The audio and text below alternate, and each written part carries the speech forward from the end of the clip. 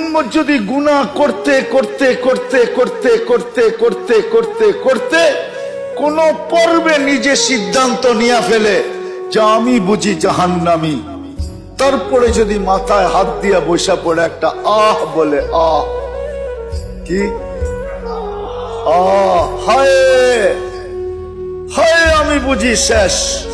তো আল্লাহ নিজে বলে ফালাম্মা তায়াক্কানতা বিল বাওয়ার ওয়া যানানতা আন্নাকা মিন আহলিন নার মানাহতু ইলাইকা রিদওয়ানি ওয়াল্লাইতু ইলাইকা গুফরানি ওয়া কুলতু লাকা লা তাহসান গফারতু লাকা যুনুবা ওয়াল আওসার ওয়া লিআজলিকা সাম্মাইতু নাফসি আল আজিজুল গফফার।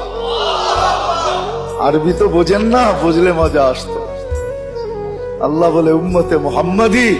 যদি তুই সিদ্ধান্তে পৌঁছলি তুই জাহান্নামে চলে গেলি আর তোর মুখ দিয়া আহ বাহির হইল আহ,